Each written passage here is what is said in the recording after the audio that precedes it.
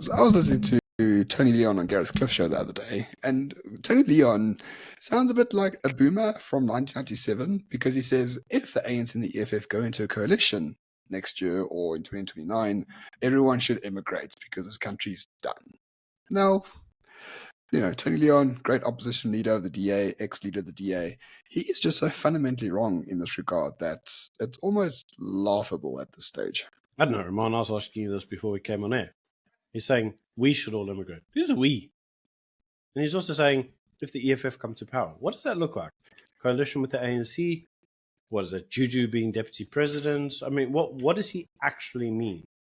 But fundamentally, Ramon, what he's trying to, I suppose, say is that if the EFF come to power, the first thing is obviously they'll have access to the levers of power, which basically means a majority in order to pass legislation. Except they won't, mate. And what we have seen, wherever the EFF and the ANC have a form of coalition across any of the municipalities or the metros, they don't really get along. So even when the EFF propose certain things, it doesn't get passed. Sometimes what they want to get passed and the ANC want to get passed, not the same thing. So this idea that would give them the majorities in order to pass forms of draconian legislation, well, it's not that straightforward. The other thing is maybe they're worried that the EFF will push their expropriation through the constitutional cause or try to get the constitution changed. They don't have the numbers, mate. They're probably never going to have the numbers again, and that's why it was so important to try to do it now underneath Ramaphosa's regime, because they know that in the future that they're not going to get the 2/3 majority that they need. So the ability to get the constitution changed is not there. Yeah, but your whole mindset on this is wrong as well. Right? Who gives a shit what the law says at this stage of South Africa's downfall? Right? The NHI is going to become a law. So fucking what? How are they going to implement it in any material way? They're not. They're too retarded to do that.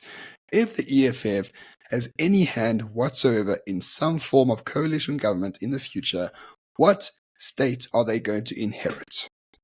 A state that can't afford to feed its army. A state that doesn't have any military vehicles. A state where police officers are the worst trained in the world. A state where 80% of people in grade 4 can't read. A state where everyone is on a social grant. A state with zero economic investment. There is nothing for the EFF to do once they get into power. There's no beneficials, deep state who's like really efficient at doing certain things. No. The EFF can't do anything irrespective of how much political power you actually give them, because the state is just not set up to be efficient at anything.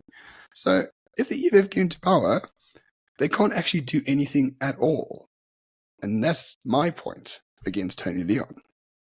Yeah, no, but I'm not thinking of this in the wrong way, because I'm trying to understand it. I'm trying to understand it from the perspective of if I was Tony Leon, what exactly is going on in his mindset, right? Is he worried about the legislative change? Because if he is worried about the legislative change, I can't see how that would be as problematic as he may think. If that's not what he's worried about, then the answer must be he's worried about the power of the state, the apparatus of the state being corrupted in order to be used against the citizens. In which case, yes, I agree with everything you said. The state is powerless, it's useless. So how exactly would they go out there and get all the coppers to turn on the citizens? I mean, no one trusts the bloody police anyway. And we've got so few police officers these days, regardless. We've got a larger private security network in the country. So it'd be very difficult at this point in time to turn against them. I mean, what are they going to do? Send the army out against the citizens? They've got no fucking bloody ammo, mate. They've got no guns. They've got one fighter jet and no pilot for it. It's just...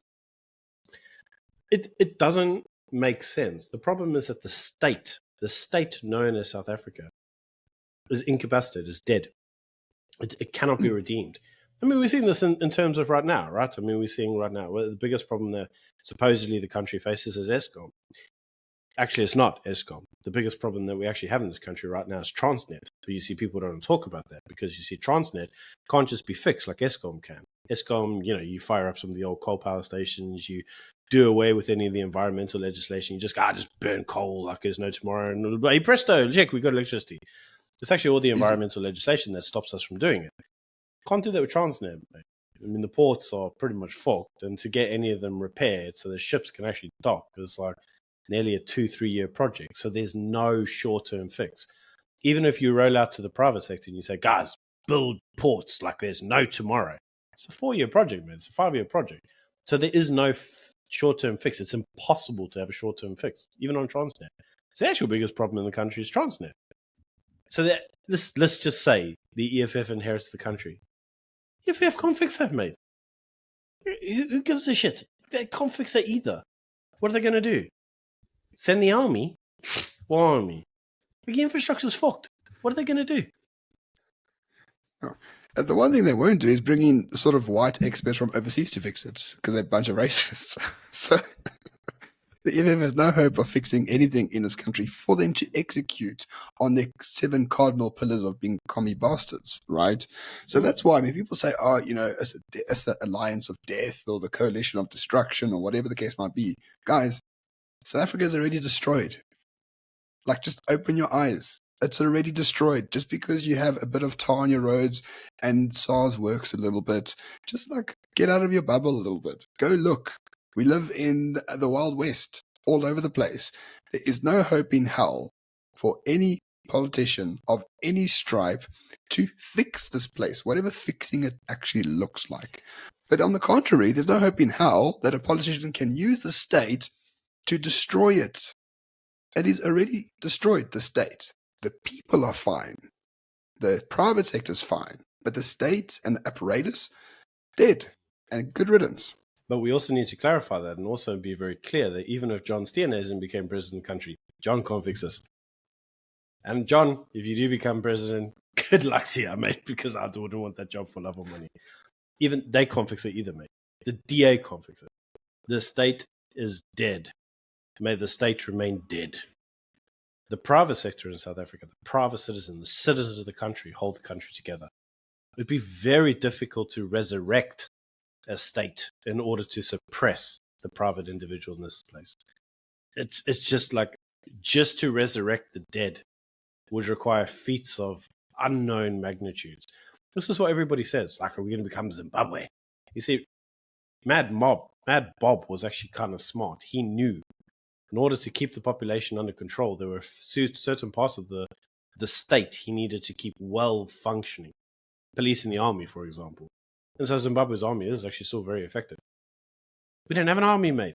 Like, our guys are just so fat they can't even get in the back of the truck. We saw the photos during the riots. Remember that? The fat guy that was like trying to get in the back of a truck and everybody was like trying to lift him up. There's no army coming to suppress the state, mate. It's just not happening. It really is not. And most importantly, and if there's one thing you need to take away from the video, it's this one. Julius Malema doesn't give a fuck about EWC. He doesn't care about our land. He doesn't care about blacks. He doesn't care about the poor. He cares about nothing other than himself. The project of the EFF was a project to stop Julius Malema from going to prison. That's all it was, and that is all that it actually is. His security is white. His contractors are white. His benefactors are white. Everyone that he trusts and funds him is white. This guy is the grifter of note. Clear, when we're talking about him not going to prison, what we really mean is him actually paying. Remember, he had a tax bill. He had a tax bill of millions and millions and millions, and then he got chucked out of the ANC. If he didn't pay the tax bill, he was going to prison. So he needed a mechanism in order to fund himself. So it's not like the guy is going to open a business and then, become wealthy. I mean, this isn't how socialists work. So the EFF was there to provide him with the lucre to A, settle his tax bill, and B, to upkeep his lifestyle.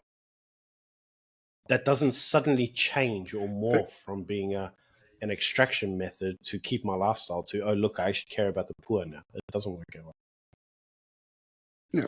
And if Malema really cared about the poor, he is in power in Durban, he is in power in Johannesburg, he is in power in other places, and those places are becoming bigger shitholes with the EFF actually being there than before they were in power. So, really, there's no need to fear the EFF.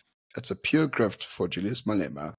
When the rest of the party realizes it's a grift and not an aspirational political party, they're going to chop his head off. And then that's the end of the EFF, really. And if they do get into power in South Africa, what power will they have? Nothing. We all need to tilt away from Eskom, but optimizing solar panels can be quite tricky. However, thanks to Solar Tilt, that problem is now in the past. very much like Eskom. Solar Tilt's unique, patented system lets you tilt your solar panels towards the sun, which optimizes energy production throughout the entire day. And it can be installed on any roof type as well. Solar Tilt is made in South Africa for South African conditions, therefore making it almost impossible to steal thanks to its anti-theft bracket. Being proud patriots, Solar Tilt is made in South Africa for South Africans. So tilt away from the darkness and into the light with Solar Tilt. For more info, check out their website and Facebook page, which is linked below.